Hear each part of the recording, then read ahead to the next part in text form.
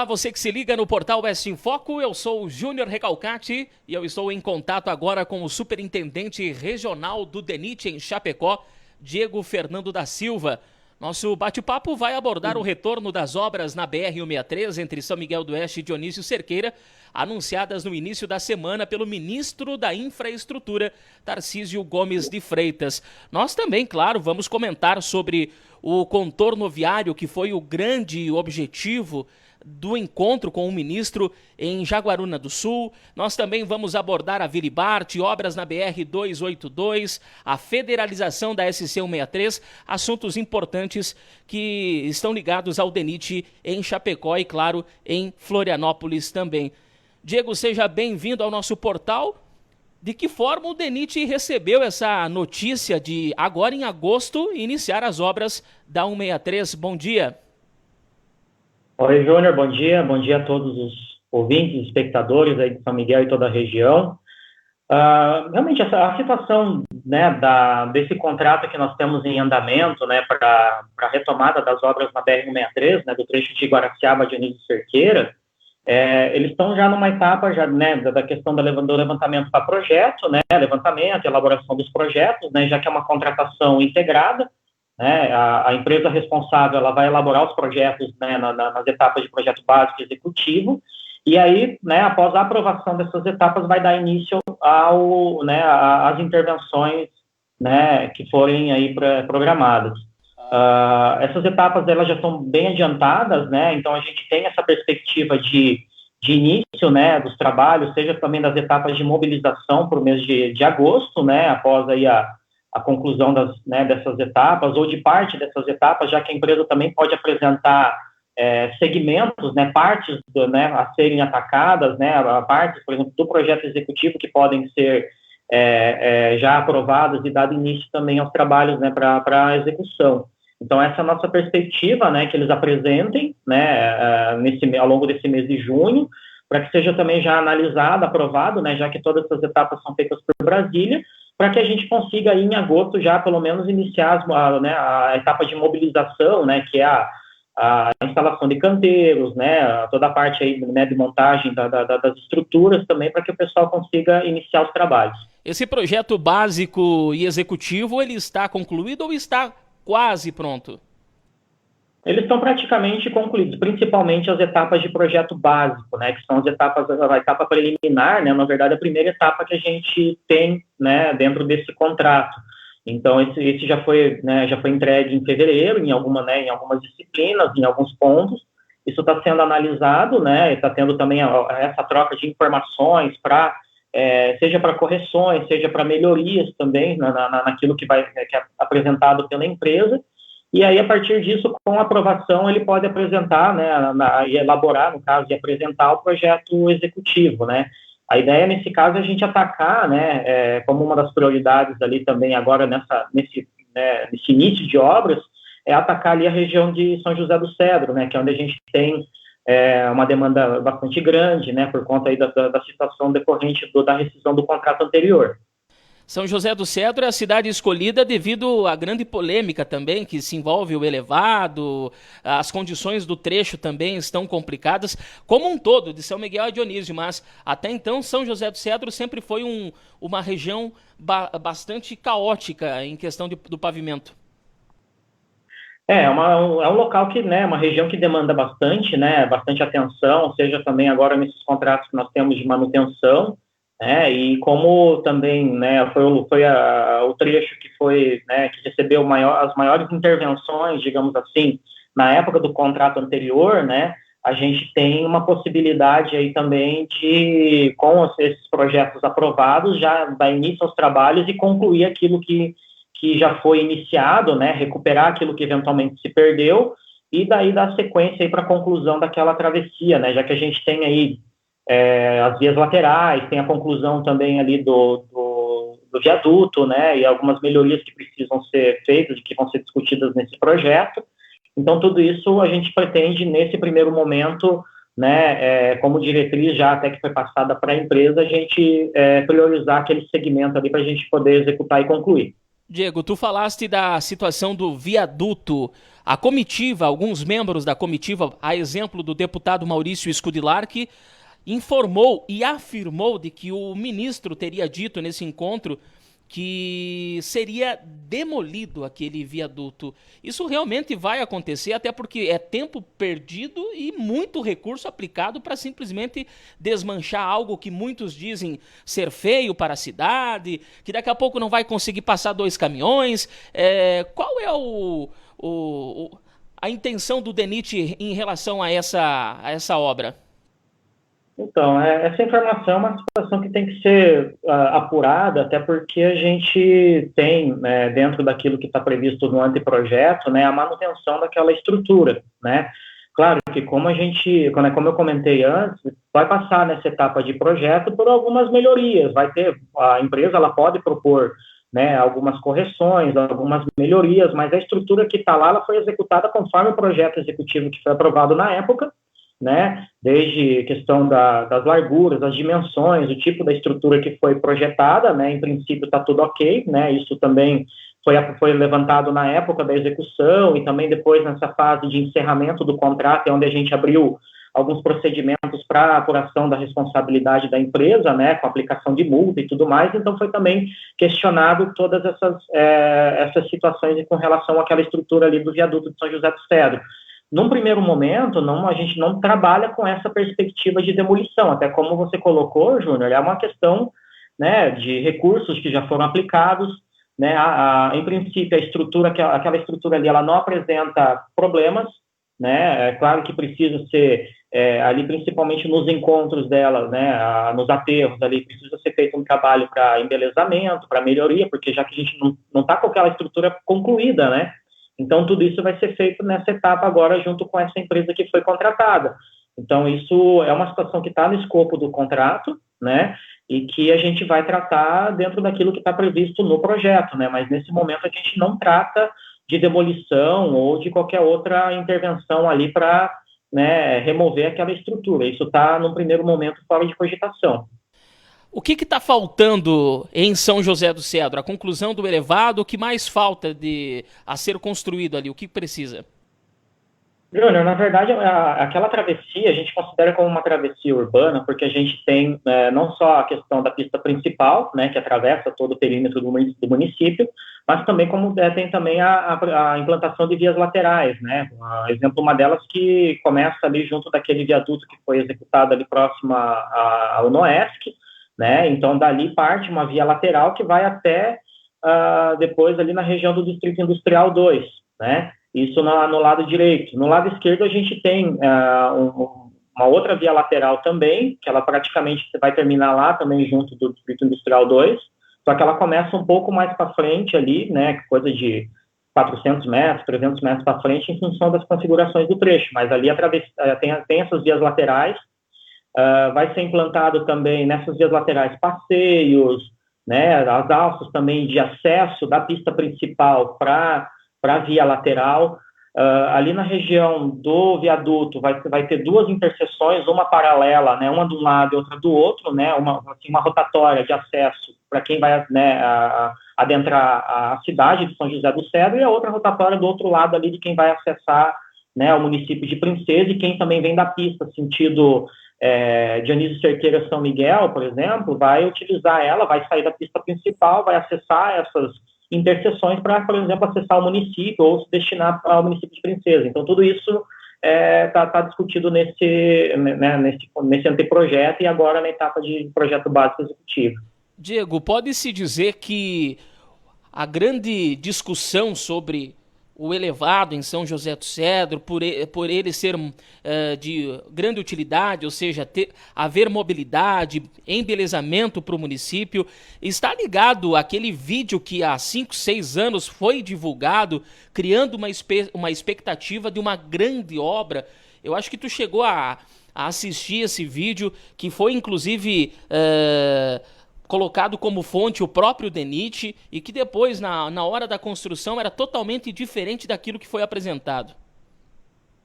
A gente tomou conhecimento, né, desse vídeo, então logo, né, no meu caso, eu iniciei minhas atividades aqui na unidade de Chapecó em 2015, né? E, né, entretanto, a gente viu que não estava, né, compatível com o que nós tínhamos no projeto. Então, eu não sei qual foi a motivação, né, quem o realizou, se foi efetivamente o DENIT na época, ou como foi feito isso, se foi, né, de que forma se deu a elaboração e a divulgação desse vídeo. Então, isso a gente não acabou não tomando muito pé, até por conta também das demandas e do andamento das obras ali, daí da execução da época, né? Então, isso acabou não entrando muito na pauta, mas infelizmente é uma situação que acabou gerando toda essa, né, essa demanda, né? Não só pela questão da diferença da solução que foi executada em pista, mas também da perspectiva, principalmente para a execução e a conclusão, né? Diego, outros elevados como esse de São José do Cedro devem ser construídos ao longo do trecho de São Miguel a Dionísio Cerqueira? A gente tem previsão de execução ali em Guaraciaba, né? Uma obra de área especial, que é um viaduto também, né? Isso está sendo também elaborado agora e discutido também pela empresa, né? E, em princípio, seria somente ali, né? Ali em São José do Cedro, né? Agora, o trecho de Guaraciaba a São Miguel do Oeste, ele vai ser discutido no contexto de um outro estudo que o DENIT tem, que daí já envolve, né, o futuro contorno e tudo mais. Então, nesse contrato, a gente vai ter esse em Guaraciaba e a conclusão desses dois, né, em São José do Cedro. Perfeito. A gente daqui a pouquinho vai falar sobre o contorno viário. Eu quero concluir a nossa fala sobre a BR-163, as obras que devem iniciar. Quanto hoje o DENIT tem disponível para iniciar esses trabalhos? Então, Júnior, atualmente o que a gente tem alocado, empenhado no contrato é em torno de 16 milhões, aproximadamente 16 milhões. Então, isso cobre, né, as etapas de projeto básico e executivo, né, que estão orçados também dentro do contrato e aí possibilita o início dos trabalhos, né, e claro que também a partir disso deve ser buscado aí a complementação desses recursos para a gente poder dar prosseguimento, né, e também a previsão para que tenha recursos para o próximo ano, né. Então a gente trabalha aí, como tem trabalhado nos outros contratos que nós temos, né, com a previsão de recursos e o empenho desse recurso conforme o andamento das obras, né, até em função desse cenário todo de, né, eventuais restrições, alguns problemas aí relacionados à alocação de recursos. Então, a gente tem trabalhado sempre com essa perspectiva, né, de aquilo que já está alocado, trabalhar com aquilo que tem e sempre buscando, né, pautando, seja também com a superintendência ou com o DENIT em Brasília e contando também com o apoio parlamentar aí da região para que a gente consiga complementar esses recursos e dar prosseguimento nas obras. Diego, corre-se o risco daqui a pouco a obra começar e paralisar novamente? Olha, é uma situação que a gente não espera, né? Não espera aqui, principalmente nós aqui que a gente acompanha, né? E executa essas obras, né? Acaba dependendo aí dessa alocação de recursos, principalmente aí de Brasília, né? A gente, né, trabalha, na verdade, são possibilidades, mas a gente não tem essa, né? Espera que isso, né, não ocorra. Certo. 7 milhões de reais, mais ou menos, desses 16, vai para a papelada, ou seja, para o projeto, né? O que dá para fazer com o restante deste montante? A gente sabe que tem a instalação do canteiro de obras. Eu não sei se daqui a pouco pode se aproveitar o canteiro de obras da antiga empresa sul-catarinense, né? Eu não sei te dizer agora com certeza onde é que estava instalado, se daqui a pouco foi desativado, tem que instalar em outro local. Tudo custa dinheiro, né? O que nós podemos fazer de efetivo na rodovia, aplicando em obras, em serviços, o restante desse montante aí de um pouco mais de 7, 8 milhões de reais?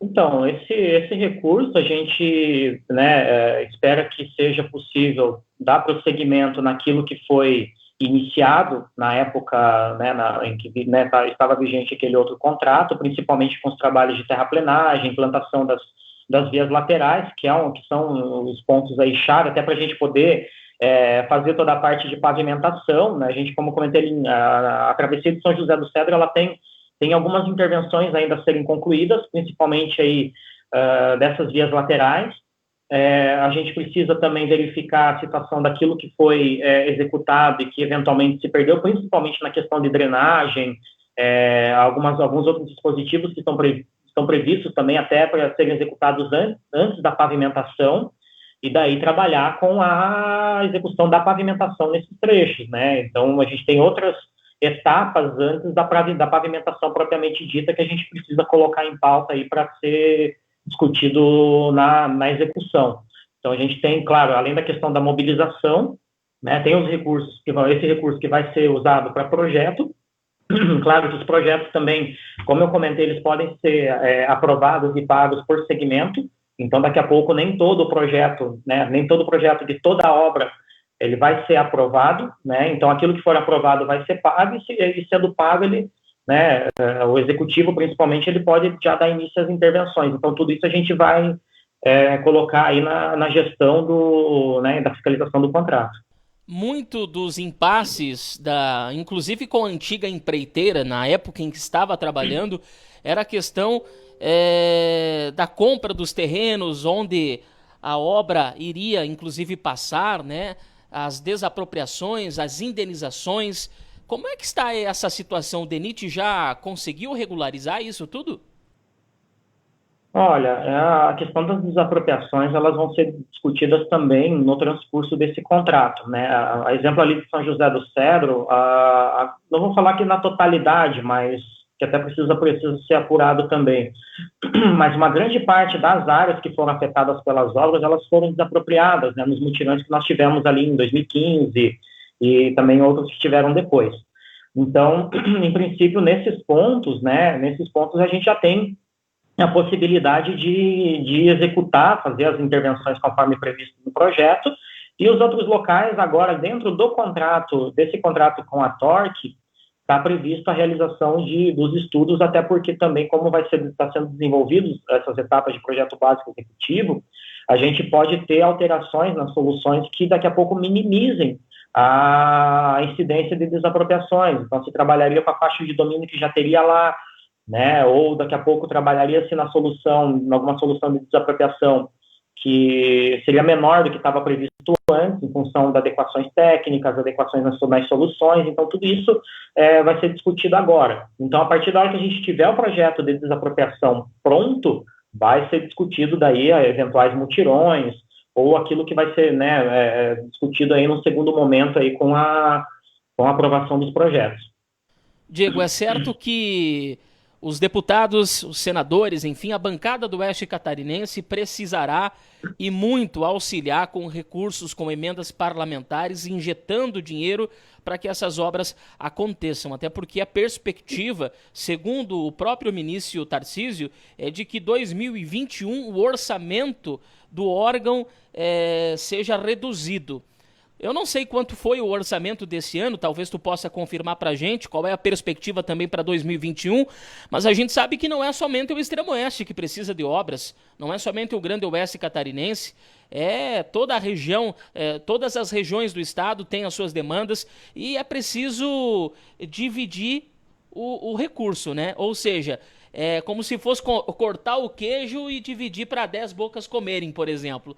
Como é que vai funcionar isso tudo? É uma situação que precisa ser acompanhada não só, né, na esfera administrativa, que a gente fala, que é dentro do DENIT, mas também envolvendo aí o apoio, né, de todas as partes interessadas, né, seja da população, seja dos representantes regionais, seja dos representantes parlamentares, né, para que a gente consiga aí se mobilizar. Exemplos de outros casos que nós tivemos aqui na região, como essas obras aqui da 282, né, de Chapecó a São Miguel, ou como nós tivemos também de Chapecó a Ponte Serrada, em que houve, né, uma mobilização bastante assim, pertinente, bastante boa, para que a gente viabilizasse essa situação, né, viabilizasse os recursos para a gente poder executar as obras. Então, isso é bem interessante, né? Agora, na questão dos orçamentos, né, isso é uma questão que a gente precisa até levantar, porque, né, verificar aquilo que foi previsto na lei orçamentária de 2020 e a previsão, né, já que isso deve estar sendo discutido também, o orçamento de 2021, né, o projeto de lei da lei orçamentária, né. Então, isso precisa ser verificado também para saber quais são as perspectivas, né, E também, né, como você colocou, Júnior, a gente tem nesse contexto aí as outras obras que o DENIT tem no Estado, né? Exemplo, a duplicação da 470, a 280, a conclusão da 285, que tem previsão, né, que é lá na região sul do estado, que tem previsão para conclusão nesse ano, né, de 2020. Então, tem todas essas situações. E daí, claro que colocando tudo isso na pauta para que a gente consiga ter o atendimento também das demandas da nossa região, né? A gente tem aí as obras da 282, 158, tem também agora essas obras da 163, vão ter outras intervenções também, né, que não é só essas obras de maior porte, mas a gente tem também os trabalhos de manutenção, né, que até nesse contexto a gente não trabalha com a perspectiva de falta de recursos, que a manutenção ela tem que continuar de forma integral, né, então isso também tem que ser levado em consideração na formulação do orçamento. Então isso é um trabalho conjunto, um trabalho administrativo, um trabalho parlamentar, um trabalho político, para que a gente consiga viabilizar todas essas obras. Falasse bem sobre a questão da manutenção. Hoje, apesar dos pesares das obras de revitalização da 163 estarem paralisadas há tanto tempo, existe uma empresa contratada para fazer os reparos emergenciais, para deixar a pista em condições de trafegabilidade. A gente sabe que em alguns pontos ainda existem buracos abertos, muita gente reclamando, mas existe uma empresa contratada para evitar danos maiores ainda ao pavimento aqui no extremo oeste. Sim, na verdade todos os segmentos das rodovias federais estão cobertas, né, da nossa região, elas estão cobertas por contratos de manutenção, né, independente do andamento das obras, né, de restauração, adequação de capacidade, a gente tem um contrato de manutenção, né, isso é bom deixar bem distinguido aí para o espectador, para os ouvintes, para que a gente tem esses dois tipos de trabalhos, né, de manutenção, que é a operação tapa-buraco, os serviços mais rotineiros da pista, né, o atendimento a essas demandas mais pontuais, né, e que agora, até por conta dessa situação das chuvas, a gente também, os trabalhos foram, de certa forma, prejudicados, porque não só as equipes não conseguem se deslocar a campo, mas como também a gente não tem, acaba não tendo fornecimento de materiais para a execução desses trabalhos, então acaba se colocando numa situação bastante complicada, fazendo trabalhos emergenciais, fazendo alguns trabalhos bastante pontuais, até que a gente tenha condições climáticas, condições técnicas até favoráveis para fazer esses trabalhos. Perfeito. Diego, agora vamos falar sobre o contorno viário, até porque já passamos de 20 minutos de entrevista, o tempo passa rápido, né? E a gente abordou somente a retomada das obras da BR-163 e, enfim, as suas coligações, digamos assim, situações que estão inclusas nessa discussão. O contorno viário foi a grande pauta da comitiva aqui do Extremo Oeste de São Miguel, do Astor Kist, do Everaldo de Berti, o Cláudio Barpi, que mobilizou lá também o Maurício Scudilar, o Jorginho Melo, enfim, a vice-governadora. Eles foram lá para apresentar um projeto, na verdade um anteprojeto que foi feito, acredito eu, que pelo DENIT em 2011, e já existe uma perspectiva de traçado para a licitação e posterior início das obras. Muitos falam que em dezembro de 2020 vai ser licitada a obra. Eu, como cidadão, não falo agora como repórter, como jornalista, eu, como cidadão, acredito que isso não vai acontecer.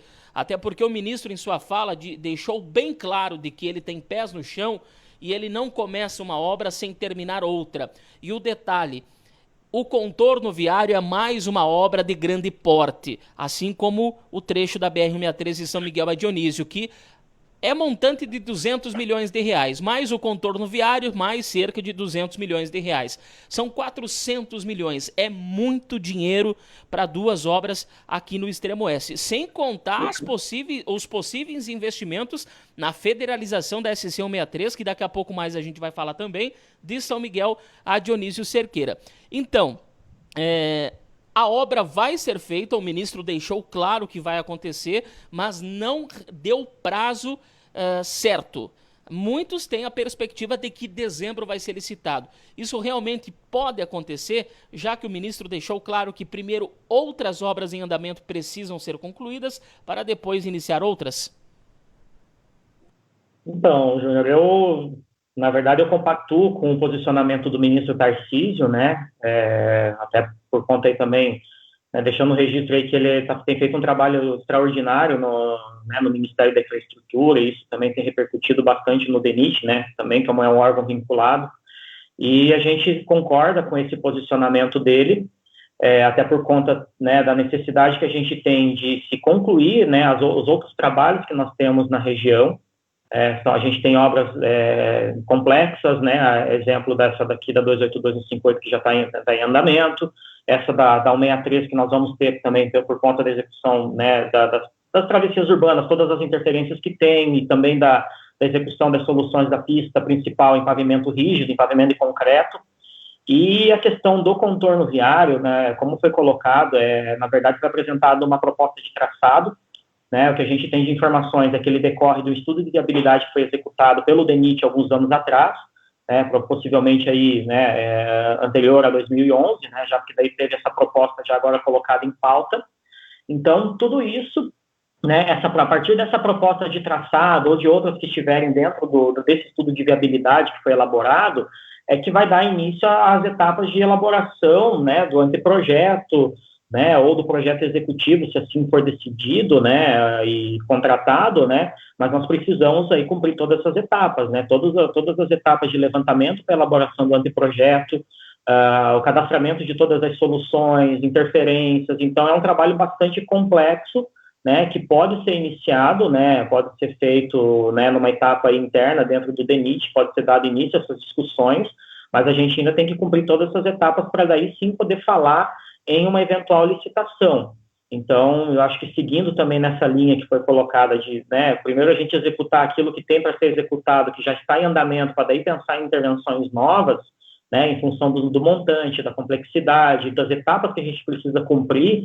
Eu trabalho também com uma perspectiva aí que isso se dê no médio ou longo prazo. Aí eu acredito que para esse ano, em função de todas essas situações que nós temos já na região, das ações já em andamento, eu também entendo que seja um pouco difícil aí a gente conseguir fazer algum trabalho nesse sentido aí. Tá? Não é que a gente não queira acreditar, né? Novamente eu vou falar como cidadão, até porque jornalista não deve dar opinião.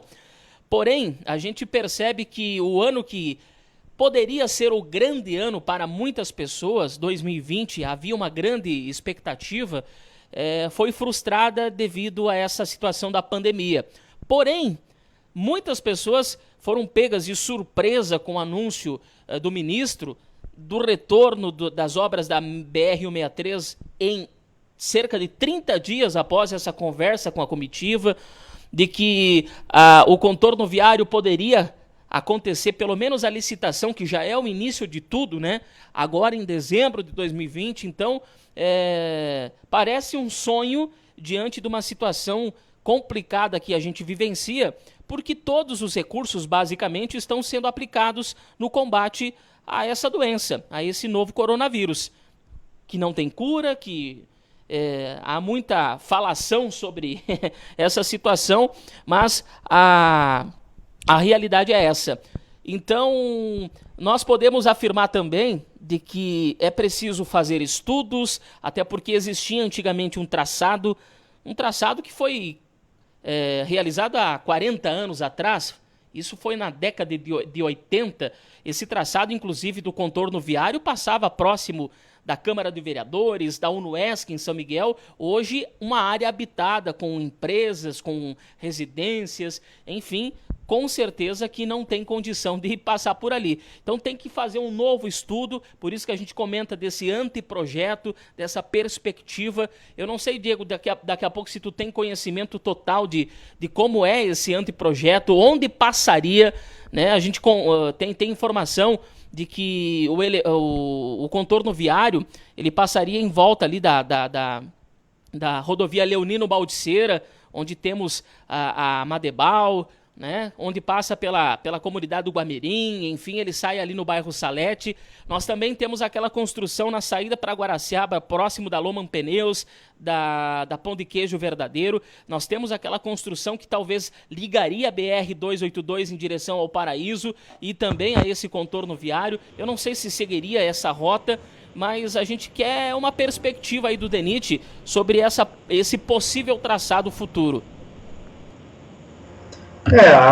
Tem uma primeira demanda, né, uma primeira proposta, né, que foi na época da implantação da BR-163, né, que foi um projeto ali que iniciou no final da década de 70 e avançou ali também até a conclusão nos anos 80.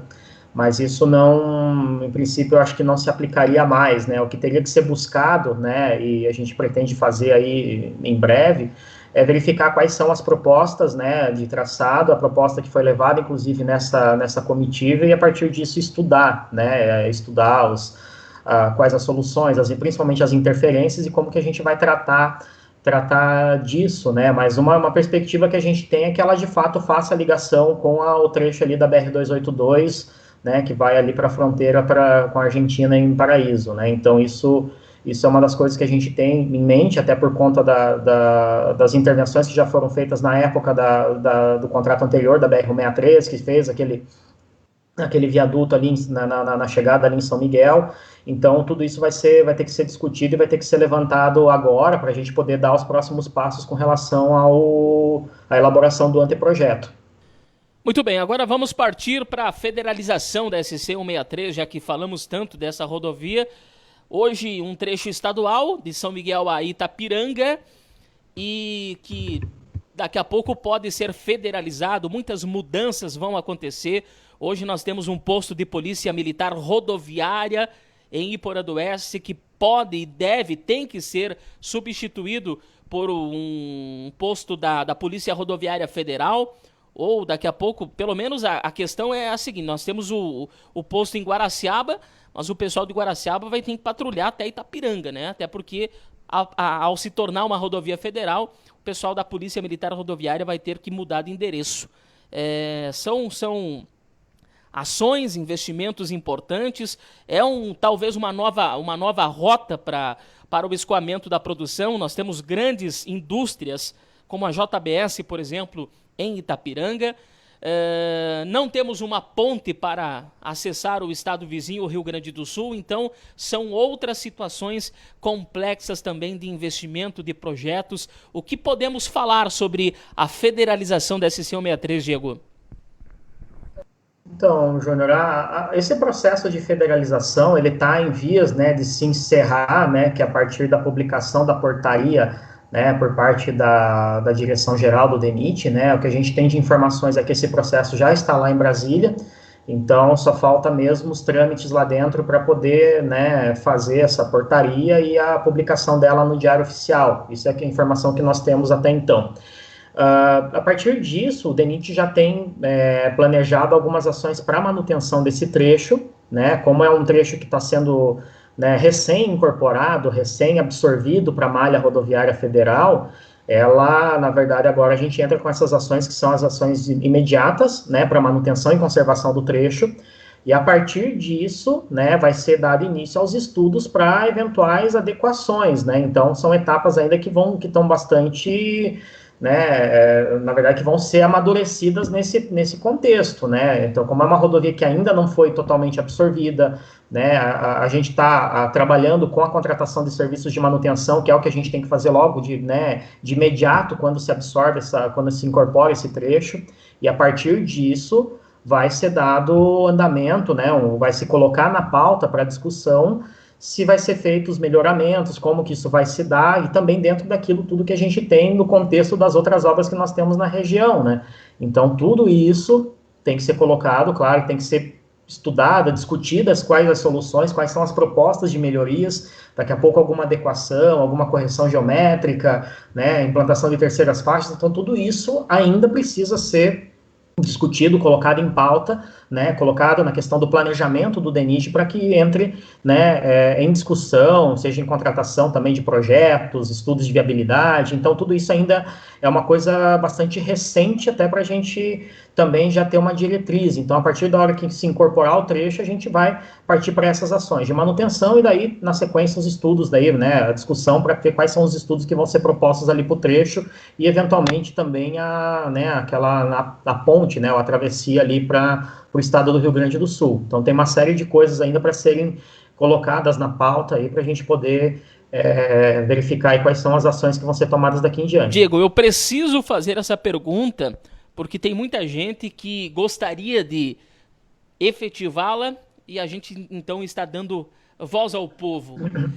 Por que o DENIT assumir mais um trecho? Por que federalizar a SC-163 de São Miguel a Itapiranga? Qual o grande interesse, intuito dessa realização? Na verdade, tem vários aspectos aí que são levados em consideração quando a gente vai federalizar ou absorver um trecho, né? Seja questões estratégicas, seja questão de fronteira, né? Seja questão logística, né? O planejamento também viário, né? O planejamento que o DENIT tem dentro do Sistema Nacional de Viação, né? As demandas regionais também, né? Então, são várias coisas que são levadas em conta, né? A gente tem, né, informações, como a gente acabou adentrando no processo com ele já em andamento, né, mas desde 2014 já vinha sendo discutida a incorporação desse trecho, né, e eu entendo que se encaixa justamente na questão estratégica, na questão de fronteira, na questão de se resolver uma ligação né, da região ali norte, noroeste do Rio Grande do Sul, digamos assim, com né, o estado aqui com Santa Catarina, e a partir disso, né, a ligação também com os outros estados do país. Então, eu entendo que se enquadra numa questão bastante mais relacionada à estratégica e à questão de fronteira, né?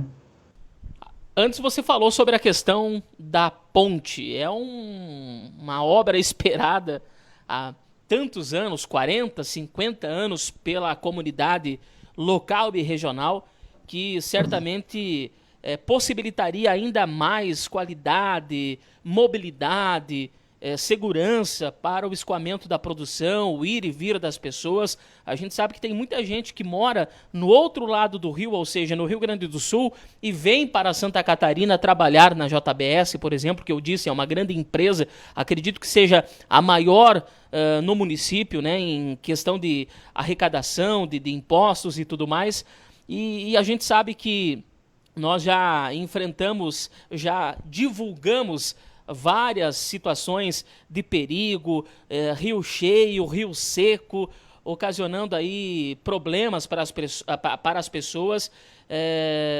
E existe talvez uma ligação política, não sei, mas essas obras nunca aconteceram. É um investimento também muito grande para você fazer uma ponte, uma ligação entre os dois estados ali em Itapiranga, né? De fato, é uma questão de projetos, né, desde as iniciativas, né, dos poderes públicos, né, vamos falar assim, né, seja o que estava até então ou daqui em diante, né, como vai ser. Claro que é uma questão estratégica, uma questão que pode, né, daqui a pouco colocar em pauta a partir de então, né, eu acho que a ideia é resolver esses gargalos, né, resolver essas situações relacionadas à ligação entre estados, né, a ligação entre regiões que precisa ser colocada em discussão, né, e é uma situação desse projeto, né, como é um projeto de uma ponte, precisa ser estudada todas as características do local, aonde ela vai ser feita, né, então tudo isso precisa ser colocado em discussão, precisa saber qual é o interesse agora, seja do DENIT, né, aí precisa também verificar a situação ali no lado do Rio Grande do Sul, se já se trata também de um trecho federal, daqui a pouco, se tratando, já dá para também, a partir de uma mobilização, a partir das demandas também, já dá início a algum estudo, então é uma situação, como eu coloquei, complexa, né, e agora com a absorção, com esse trecho passando a ser federal, eu acredito que a gente consiga, né, buscar uma unidade aí, seja regional, né, e parlamentar, para que a gente consiga dar andamento, né, ou pelo menos iniciar os estudos, porque tudo isso precisa ser definido, né, os acessos, que tipo de estrutura essa ponte vai ter, o que ela vai comportar, né, então tudo isso tem que ser levantado, mas claro, dentro de um contexto técnico, de um contexto de engenharia, um contexto, né, de estratégia também, né, para saber qual a solução, a melhor solução e como que isso vai ser feito, né, para a gente partir aí para uma futura execução. Muito bem, vamos partir agora para a Vilibarte. A Vilibarte é um trecho urbano da BR-163, ou seja, por ser uma rodovia federal, ela pertence ao DENIT, mas, diante de um acordo, foi repassado a responsabilidade para a manutenção, enfim, para deixar tudo certinho, as condições de trafegabilidade, de sinalização para a prefeitura. Mas A prefeitura, claro, que não recebe apenas a responsabilidade de investimento, mas ela tem a questão do recolhimento com as multas, os radares, enfim, as lombadas eletrônicas, os dispositivos eletrônicos de controle de trânsito estão associados à conta da municipalidade, ou seja, se alguém for multado ali, quem lucra, quem ganha com isso e quem deve fazer o investimento é a prefeitura. Isso é um acordo que já percorre há um bom tempo, né, Diego? E parece que o DENIT deve reassumir essa responsabilidade, mas antes disso precisa receber a Vilibart nas mesmas condições em que entregou. Bom, a situação desse acordo, né, foi um acordo que foi celebrado entre a Prefeitura Municipal e a Superintendência, né, em 2018, se eu não me engano, e que justamente é isso, né, os recursos que são decorrentes, né, das autuações e das infrações de trânsito que são lavradas ali pelos controladores que foram instalados pelo município, eles devem ser feitos, né, como contrapartida à execução dos serviços de manutenção no trecho. Então, enquanto esse acordo, né, tiver em vigor, né, esses trabalhos de manutenção, esses trabalhos de correções, né, de defeitos na pista, o trabalho para manutenção, né, da trafegabilidade desse trecho, ela pertence à Prefeitura Municipal. Quanto a isso, não está, na verdade, não deveriam haver questionamentos, já que está acordado já, né, documentalmente aí entre o DENIT, né, a Superintendência e a Prefeitura Municipal. Há uma previsão, há uma discussão, uma vez que o DENIT está implementando aí o Programa Nacional de Controle de Velocidade, está sendo iniciada a instalação de alguns dispositivos aqui nas rodovias da região. Então, a partir do momento que for feito, né, tiver a previsão para a instalação naquela região, né, esse acordo ele deve ser encerrado, se assim for entendido, né, daí entre as partes, entre o DENIT e a Prefeitura, e aí sim, né, se acordando pela remoção, né, daí se cessa a operação dos controladores e o DENIT também passa a implantá-los e fazer a manutenção. Por hora, né, como se encontra nessa situação, hoje a operação dos controladores pertence ao município, da mesma forma que a manutenção também, as correções de defeitos na pista também pertencem a ela, tá? Diego, dá para se dizer então que o DENIT deseja pegar de volta a Vilibart, assumir novamente esse trecho, porém precisa resolver a questão de contratos, de projetos, de instalação de controladores em outras regiões, para depois avançar para São Miguel do Oeste, é isso? Basicamente é isso, né? Claro que, como tem essa situação da manutenção dos controladores que estão instalados hoje, ela também decorre de um acordo entre a Prefeitura e o DENIT, né? Então, essa situação ela deve perdurar até que se tenha a programação, a definição das instalações desses controladores do DENIT, né? Claro que, como eu comentei, se tiver o interesse pela manutenção dos controladores por parte do município, havendo a devida contrapartida da manutenção, né, isso pode perdurar e pode ser dado prosseguimento aí, se assim, né, as partes entenderem, se tiver embasamento para isso. Né? Tem a perspectiva do DENIT implantar esses controladores também, uma vez que tem um contrato que foi licitado já há algum tempo e que agora foi viabilizado os estudos para a instalação, é o que está acontecendo aqui em outras rodovias aqui da região e do estado. Agora, no caso específico em São Miguel, eu entendo que deva ter um entendimento entre as partes, se vai manter o controle de velocidade por parte do município, né, sendo mantida a devida contrapartida pela manutenção do trecho. Se verificar que isso não está sendo feito, né, deve ser feita a remoção dos controladores, o DENIT instala, né, então isso deve decorrer do entendimento entre as partes, isso tem que ser colocado em discussão aí entre a Prefeitura e a Superintendência em Florianópolis. Quero dizer que daqui a pouco pode haver um acordo de a Prefeitura se mostrar interessada em continuar controlando as multas, né, recebendo o valor das multas e tudo mais, mas, claro, com a responsabilidade de manter o trecho em dia, pode haver, digamos assim, uma cedência da parte do DENIT para que diga, olha, prefeito, pode então ficar com o trecho, vocês são responsáveis pela manutenção, mas vocês também ficam com os recursos da multa. A gente abre mão desta rodovia, desse trecho aí de um pouco mais de 7 quilômetros entre o trevo para a saída de Maravilha, para Descanso e também de Guaraciaba? Isso, né? Se houver esse entendimento, se houver um acordo nesse sentido, né, pode ser prosseguido, sim. Na verdade, é só questão do entendimento, né? Seja o entendimento, né, entre as partes, né, e o entendimento administrativo, né? Falar assim, ó, deixar tudo isso acordado, né, formalizado e tudo mais, né? Então, tudo isso eu acredito que seja possível também a delegação do trecho para a prefeitura, né, desde que sejam mantidos aí as condições de trafegabilidade e tudo mais. Então, tudo isso pode ser decorrente desses entendimentos. Eu não vejo, nesse momento, aqui em Chapecó, nenhuma objeção, né? Claro que isso aí deve ser analisado, né, pelas esferas aí competentes, seja Florianópolis e seja também a Prefeitura Municipal. Dá para se dizer, agora uma pergunta um pouco complicada, Diego, vou te apertar aqui, te colocar contra a parede. Você tem passado pela região seguidamente, obviamente, né, para acompanhar aí a situação da 163, da 282, e precisa certamente trafegar pela Vilibarte.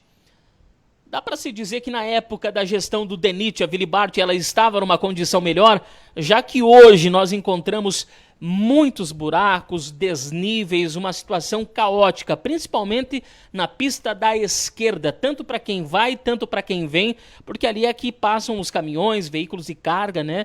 É um trecho de veículos pesados. E ali, uma das pistas estão simplesmente praticamente intransitáveis. Olha, Júnior, o que a gente sempre buscou fazer dentro desses contratos de manutenção, né? Lembrando que esse trecho ele foi restaurado na época pela Sul Catarinense, né? E aí, a partir disso, os trabalhos de manutenção eles foram feitos, né? Conforme a demanda, né? Conforme as ocorrências também, já que a gente tem verificado aí que, né? Não só nesse trecho, mas nos outros também por conta das chuvas, né? Está suscetível a surgimento de defeitos, né? Já que a água é um fator que, né, acelera esse problema da degradação do pavimento associado ao trânsito, né, ao efeito das cargas. O que a gente sempre teve por objetivo foi não deixar, né, claro que, como eu comentei, as condições técnicas, as situações, os passivos que tinham nas rodovias, né, a chegar num ponto em que a gente tenha comprometimento da trafegabilidade, né. Então, a gente verificou que, de fato, alguns pontos ali dificilmente chegaram no patamar de degradação que a gente tem hoje. Então, isso a gente tem já até, inclusive, alertado na superintendência sobre essa questão, né, porque a gente entende também que deve ser verificado como que se deu essa contrapartida por parte da prefeitura com relação à execução dos trabalhos de manutenção na pista, já que é um processo, a degradação do pavimento ele é um processo que vamos falar assim, visível, né? Ele é um processo que isso vai se acontecendo de forma gradativa, e se as ações de manutenção, isso também serve para as outras rodovias, se as ações de manutenção elas não são tomadas da forma como devem ser feitas, de forma a prevenir o problema ou tratar o problema, isso tende a se alastrar, ele tende a se, né, a avançar, não só naquele ponto, mas naquela região onde o pavimento estiver danificado. Então, a gente entende aí que as ações elas devem ser tomadas no intuito de corrigir, né, primeiro de prevenção, mas também no intuito de se fazer as correções para que a gente não tenha aí problemas mais graves, né. Então, é aquela história, né, o pavimento ele começa com uma fissura por conta do efeito das cargas, já que o pavimento, quando a gente chama tecnicamente o pavimento de pavimento flexível, é porque ele tem né, ele trabalha com as ações das cargas e aquilo lá ele vai chegando num patamar de fadiga, que é um patamar de que começa a fissurar, essas fissuras começam a ter, né, a água começa a percolar, o efeito do bombeamento da água, porque a água tecnicamente é praticamente incompressível, isso daí vai desagregando a estrutura do pavimento, isso vai evoluindo para fissuras maiores, né, daqui a pouco um desplacamento, né, fala assim, um buraco, né, e aí avança para panelas, né, ou, por exemplo, ondulações. Então, tudo isso faz parte do processo de degradação, de desgaste do pavimento. E se as medidas corretivas não forem adotadas, ou forem adotadas de forma insuficiente, ou se não tiver um programa, né, que isso é um dos problemas que a gente verificou quando iniciou os trabalhos aqui, dada a descontinuidade das ações de manutenção, ou também o crescimento do tráfego. Então, tudo isso faz parte do processo de surgimento de defeitos, ou também do comprometimento da estrutura da rodovia, né? Então, dentro de todo esse contexto é que a gente precisa avaliar se as ações que foram tomadas até então, elas foram adequadas, se elas foram suficientes, ou se simplesmente elas não foram feitas a ponto de chegar no patamar que a gente tem hoje. Por isso essa situação toda, colocando como exemplo a Vilibart, que tem o pavimento flexível, a ideia é fazer um pavimento rígido na BR-163, né, Diego? Por isso que a gente evita grandes problemas, já que nós temos um corredor de escoamento de produção agrícola, enfim, industrial, aqui da região extremo-oeste catarinense, que é uma região muito produtiva. Também vai fazer toda a diferença, já que o tráfego de caminhões, de veículos de carga é intenso diariamente. Isso, até uma das propostas agora com a execução em pavimento de concreto na pista da BR-163, né, é justamente isso, né, a gente conseguir comportar o tráfego que tem em função das características ali do trecho, né, seja da estrutura da rodovia, mas principalmente a questão de relevo, geometria, então tudo isso acaba, com o pavimento rígido, a gente conseguindo não só atender essas demandas, mas também reduzir bastante a questão da manutenção, né. Então, a manutenção do pavimento de concreto, em tese, ele é mais em conta, né? Ele é mais complexo em alguns aspectos, mas, porém, ele acaba sendo mais em conta do que o pavimento pavimento asfáltico ou pavimento flexível, né? E no caso ali da travessia, por exemplo, da Vilibart, uma das soluções mesmo seria a implantação do contorno, porque a gente tem também outros problemas ali naquela via, né? Principalmente de drenagem, né? A gente vê situações bastante crônicas ali de falta de drenagem urbana, né, muitas propriedades ali na região desagam as suas águas, vamos falar assim, né, diretamente na rodovia, aí por falta desse sistema de drenagem urbana, essas águas não são coletadas, e com a ação do tráfego acaba gerando toda essa degradação do pavimento, né? Então tudo isso acaba sendo levado em consideração aí quando a gente trata aí das questões de estrutura da rodovia, né? A drenagem é um dos principais pontos a serem observados. Essa questão de drenagem é o que falta na Vilibart hoje, né? Se fosse reestruturar a Vilibart, precisaria retirar toda essa camada asfáltica que tem hoje e refazer tudo de novo, até porque é uma obra que também existe há muitos anos, é uma engenharia antiga, projetos antigos, tecnologias que não eram aplicadas até então, né? Surgiram novas opções e a ideia do contorno viário é justamente desafogar a Vilibart. Enquanto isso não acontece, claro que esse trecho vai assumindo aí a sua responsabilidade de poder fazer com que o corredor leve os motoristas até os seus devidos destinos, né? Mas a ideia é essa, o grande problema da Vilibart hoje é a parte estrutural, é a base, aquilo que está embaixo do asfalto, é isso? Como eu comentei, né, principalmente uma das deficiências que a gente tem, né, visto com maior, né, fala assim, representatividade é a questão da drenagem, né, e essa drenagem, a falta dela, na verdade, ela compromete a estrutura da rodovia, né, então você vê ali pontos em que a gente tem escorregamentos, né, o surgimento de panelas, você olha para a camada, né, que está embaixo, ela está saturada, ela está com água, né? Então, tudo isso, eu acho que para a gente tratar de um problema da estrutura da rodovia, eu acho que primeiro de tudo a gente deveria solucionar o problema da drenagem daquele trecho, né? Implantar dispositivos de drenagem urbana, captação dessas águas das propriedades, já que esse trecho aí, ele não tem faixa de domínio, então as propriedades que estão ali, na verdade, elas estão às margens da rodovia, literalmente, né? Então a gente acaba vendo muitas das vezes quando passa aí em dias de chuva uma quantidade significativa de água sendo lançada diretamente na rodovia sem a correta captação, e essa água parada ela vai dar problema no pavimento, ela vai dar problema na estrutura. Um dos piores inimigos do pavimento é a água, né? Então a gente sempre tem que buscar soluções para que essa água seja captada e removida de uma forma célere, né, uma forma que se consiga, né, que ela produza o menor impacto possível na rodovia. Diego, um apontamento que tu fez agora me chamou muito a atenção, de que na Vilibart existem muitos empreendimentos, sejam de empresas, sejam imóveis particulares, enfim, próximos da rodovia. Seria mais fácil hoje construir o anel viário, fazer esse desvio para que todo o tráfego, o trânsito de veículos, ele passe por fora da cidade, investindo esses 210 milhões de reais que hoje estão previstos, ou simplesmente reformular a Vila Bart, indenizar quem está próximo da rodovia e refazer tudo de novo?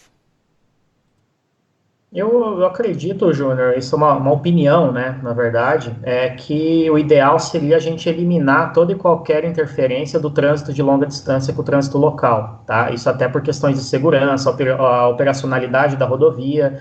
Então, eu vejo que no longo prazo, a implantação do contorno, ele se mostra uma situação, né, uma proposta mais adequada para que a gente não tenha tantos problemas, né, relacionados à área urbana, tá? Então, eu entendo que seria mais adequado a gente buscar e viabilizar a implantação do contorno para tirar esse tráfego de longa distância, que acaba hoje interferindo muito na mobilidade urbana, né, na questão também das ocorrências de acidentes. Então, tudo isso acaba girando em torno desse contexto, né? Eu sou da opinião que o contorno viário seria a melhor solução no longo prazo para a gente reduzir esses problemas. E daí dar um tratamento específico ali para a Vila Bart, para que a gente consiga daqui a pouco corrigir ou repassar para o município. Isso é uma questão que tem que ser discutida aí ao longo prazo, a partir da hora que tiver a definição do contorno. Muito bem, Diego, já estamos nos aproximando de 1 hora de entrevista, inacreditavelmente, né? A gente quer agradecer a sua atenção, mas nós vamos para a última pauta. Vamos falar sobre a BR-282. São obras que já estão sendo realizadas. Hoje, inclusive, tem previsão de detonamentos. Semana que vem também tem novas ações, né, onde o trecho deve ficar bloqueado por aproximadamente 1 hora. Como é que estão essas obras aqui na nossa região? Então, Júnior, a gente está com os trabalhos aí, né, concentrados nas implantações de terceiras faixas, né, que é uma das principais, um dos principais objetivos desse contrato, até para a gente melhorar a fluidez e em função também das características da região, do relevo, do tráfego e tudo mais, né. Hoje a gente está com esses trabalhos em andamento, tem trabalhos de implantação de interseções, né, por exemplo, aqui em Nova Erechim, Pinhalzinho, vai ter ali na região de Iraceminha, lá na 158 também, então a gente tem alguns trabalhos já em andamento e essas detonações que estão previstas é justamente para a gente conseguir cumprir essas etapas, né, principalmente da implantação das terceiras faixas, tá? E também, nesse decorrer, a gente espera aí já começar também algumas intervenções de restauração da pista, né, que o pessoal tem acompanhado e tem até questionado em alguns locais aí que onde as terceiras faixas já estão praticamente prontas, a gente só ainda não liberou para o tráfego, porque justamente precisa restaurar a pista principal e também fazer a pavimentação e implantação da última camada do revestimento, né, nessa terceira faixa. Então, isso a gente já está discutindo, a gente já tem previsão de início de alguns trabalhos aqui na região entre Nova Erechim e Pinhalzinho, e em breve também a gente espera começar no trecho entre Descanso e São Miguel do Oeste, né, que daí, como o trecho está dividido entre 2 empresas, né, já que é um consórcio formado por 3 empresas, né, uma de projeto e as outras 2 responsáveis pela execução, a gente está definindo aí essas questões, principalmente da solução de restauração da pista, né, e aí, paralelo a isso, como já as intervenções das terceiras faixas e algumas interseções já estão aprovadas, né, isso já dá condições para que as empresas executem. Então, a nossa perspectiva aí é que ao longo desse ano a gente já consiga entregar alguns segmentos já restaurados, né, principalmente aí onde a gente já tem essas terceiras faixas na 282, e iniciar outros trabalhos também de, né, correções de pontos críticos. A gente espera também já definir também as soluções para a BR-158, né, seja na parte de restauração de pista e também na implantação das interseções que estão previstas no anteprojeto, e aí a previsão para o ano que vem aí a gente entregar, dando tudo certo, aí concluir essa obra aí que também era muito esperada e que a gente acabou atravessando muitos percalços aí, seja de questionamentos, na fase de licitação, ações judiciais também que impediram que fosse dado início dos trabalhos na época, né? Então, tudo isso agora a gente conseguiu solucionar e já dar início aos trabalhos, né? Tem a manutenção de recursos também, quanto a isso não temos mais problemas, como infelizmente nós tivemos o ano passado. Então, a gente espera aí que para o próximo ano a gente consiga, enfim, concluir esse trecho também, entregar mais um trecho de rodovia aí para a população e para que a gente consiga também mantê-la adequadamente. Muito bem, acredito que nós conseguimos abordar todos os apontamentos que as pessoas gostariam de ficarem atualizadas, enfim, saberem, né? Porque a gente dá voz às pessoas através do nosso canal de comunicação. Agradecemos muito, Diego, pela tua disponibilidade. O Diego, que tem uma agenda sempre muito cheia, extensa ao longo da semana, e reservou esse espaço aí de cerca de 1 hora para nos atender. Eu deixo esse canal aberto aí para as considerações finais, Diego. Não, Júnior, eu que agradeço aí a oportunidade, o espaço, né, para a gente poder apresentar essas, né, são muitos anseios, né, da comunidade, da região e também nossa, como técnico, por também, né, tá acompanhando toda essa questão, né, não só como servidor, mas como cidadão também, porque a gente, né, trafega nas rodovias, a gente tem também a nossa rotina também, em que as rodovias acabam fazendo parte. Então, é bastante oportuno a gente ter essa oportunidade de dar essas informações, de passar quais são, né, passar os esclarecimentos para a comunidade como um todo, né, de quais as ações, quais são os detalhes, o que precisa ser feito, quais as etapas a cumprir, né, então tudo isso faz parte do escopo do nosso trabalho, até porque a gente tem toda não só questão normativa, mas questão legal, questão técnica, então são várias coisas que a gente precisa cumprir para, né, viabilizar e executar o empreendimento desse porte, né, então o espaço aí eu agradeço bastante, né, e também aproveito para chamar a atenção aí dos condutores da região por conta dessa situação de obras, por conta da situação decorrente das chuvas, para que trafeguem com bastante atenção. A gente tem verificado muitas situações assim arriscadas, muitas situações de imprudência, não só de desrespeito aos trabalhadores que estão na pista, mas de desrespeito entre os motoristas. Então, isso é uma situação também que nos preocupa bastante, né, e que a gente pede aí bastante respeito aí à legislação de trânsito, prudência, né, cautela ao trafegar nas rodovias, né, então, observando as condições dela, tudo aquilo que é minimamente previsto na legislação, né, então, tudo isso deveria fazer parte, né, para que a gente não tivesse ocorrências de acidentes, prejuízos, enfim, né, então, tudo isso deveria ser levado em conta aí quando forem trafegar nas rodovias.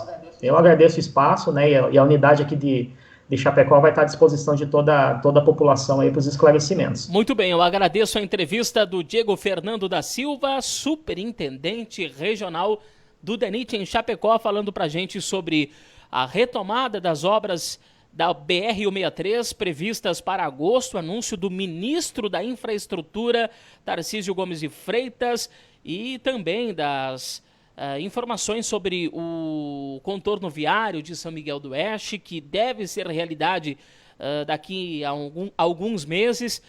Também falamos sobre a Viribarte, essas obras na da BR-282 e, claro, a federalização da SC-163 que liga São Miguel do Oeste a Dionísio Cerqueira. Ou melhor, São Miguel do Oeste a Itapiranga. A gente agradece a sua audiência. E claro que nós estamos atentos a todas essas novidades, atualizações de informações. No Oeste em Foco, você está sempre bem informado. Quer receber as notícias do Oeste em Foco em primeira mão? Participe do nosso grupo no WhatsApp. Solicite a sua inclusão pelo número 49991103040. Oeste em Foco. Somos notícia. Somos notícia.